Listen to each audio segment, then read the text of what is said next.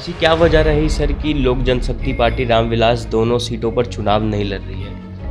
अब मैंने राष्ट्रीय अध्यक्ष जी से ही कहा था कि इससे न भाजपा को फर्क पड़ने वाला है और न हम लोगों को कोई फर्क पड़ने वाला है। बिहार की राजनीति में सर ये चर्चाएं भी तेज हो गई हैं कि चिराग पासवान एक बार फिर से बीजेपी के साथ जा सकते हैं। हम बिहार को बनाना चाहते हैं, ट्रैक पर लाना चाहते हैं। जब दो धुरंधर एक साथ हो गए हैं तो बिहार की और दुर्गति होने वाली है, इसलिए इसे बचाने के लिए। नमस्कार, आप देख रहे हैं लाइव सिटीज। मैं हूं आपके स्टार शिवम। बिहार विधानसभा के 2 सीटों पर उपचुनाव हो रहे हैं, गोपालगंज और मोकामा। ऐसे में सीधे लड़ाई जो है वो बीजेपी और राजद में देखने को मिल रही है। ऐसे में इस वक्त हमारे साथ जहानाबाद के पूर्व सांसद और राष्ट्रीय लोक जनशक्ति पार्टी रामविलास के राष्ट्रीय उपाध्यक्ष अरुण कुमार हैं, उनसे बात करेंगे। सर, 2 सीटों पर उपचुनाव हो रहे हैं, लड़ाई जो है वो देखी जा रही है राजद और बीजेपी में, क्योंकि महागठबंधन की तरफ से दोनों सीटों पर राजद के ही तरफ से उम्मीदवार उतारे गए हैं। जी, तो मैं तो गया नहीं हूँ और मेरी पार्टी चुनाव लड़ भी नहीं रही है।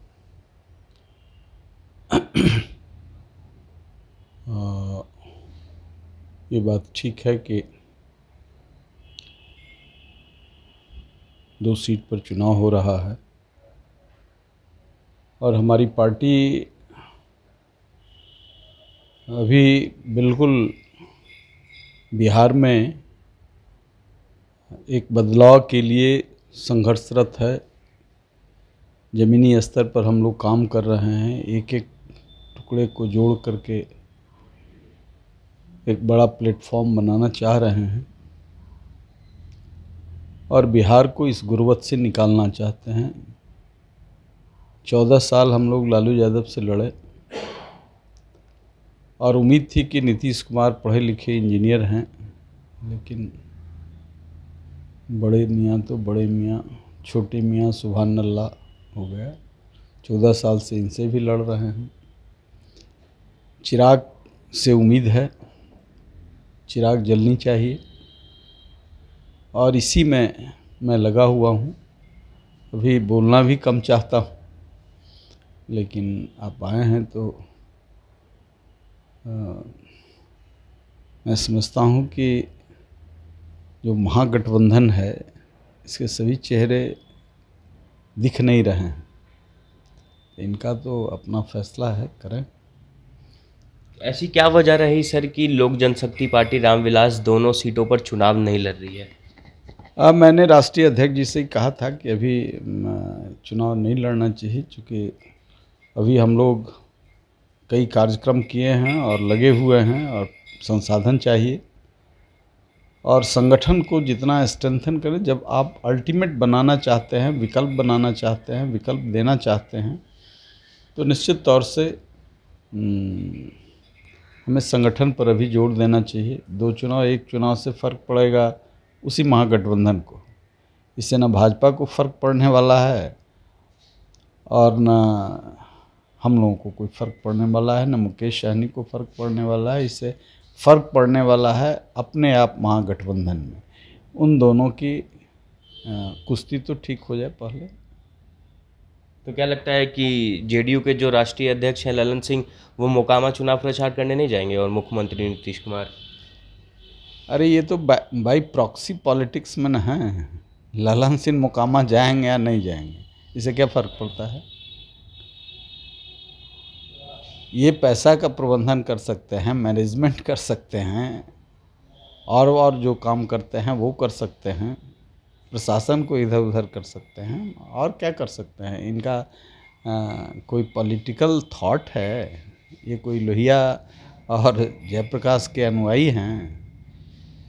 ये तो उसी दिन दुर्भाग्य हो गया इस पार्टी का। जॉर्ज फर्नांडिस जैसे इस पार्टी के अध्यक्ष थे, फिर शरद यादव हुए, कुछ हद तक वो भी ठीक। उसके बाद नीतीश कुमार हुए तो कुछ हद तक वो भी ठीक। अब जब दौर चल गया पीए का, तो गमला में बरगद, उसको क्या कहते हैं? गमला में बरगद होगा? नहीं, बोंजाई होता है, बोंजाई होता है। इस सब की चर्चा, बात करना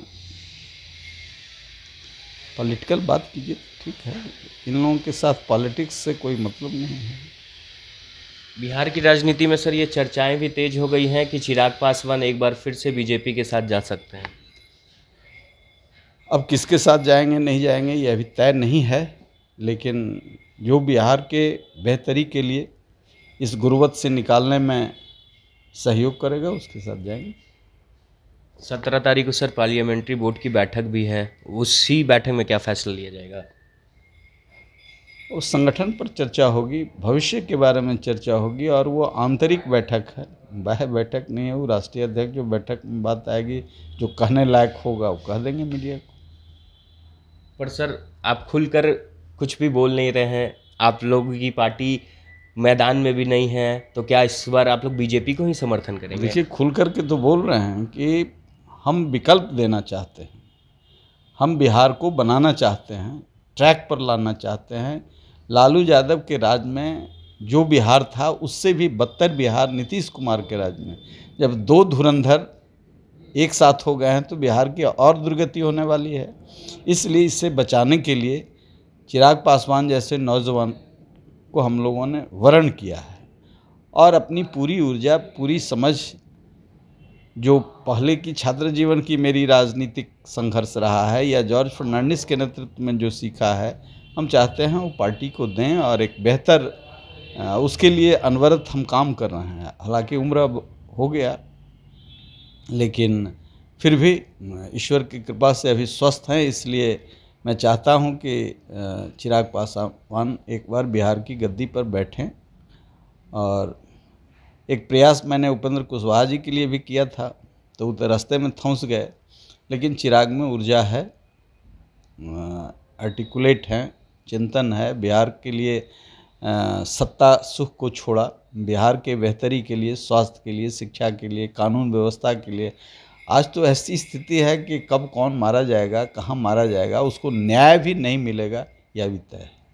एक आखिरी सवाल रहेगा सर, अब आपकी पार्टी चुनाव नहीं लड़ रही है, मुकेश सहनी की भी पार्टी चुनाव नहीं लड़ रही है, अब सीधी लड़ाई राजद और बीजेपी में है, तो क्या लगता है उपचुनाव के जो परिणाम आएंगे किसके हक में आएगा ये परिणाम?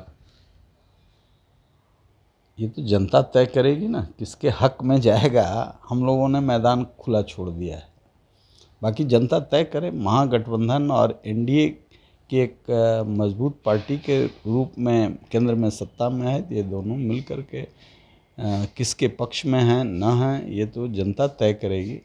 हम लोग तो कोई बात नहीं कह सकते कि कौन जीतेगा कौन हारेगा, भविष्यवक्ता है नहीं। कुछ लोग विभिन्न पार्टियों में भविष्यवक्ता होते हैं, वो भविष्य के बारे में बतला देते हैं। हम तो भविष्य वाले लोग हैं नहीं, संघर्ष में, कर्म में, कर्तव्य में विश्वास रखते हैं।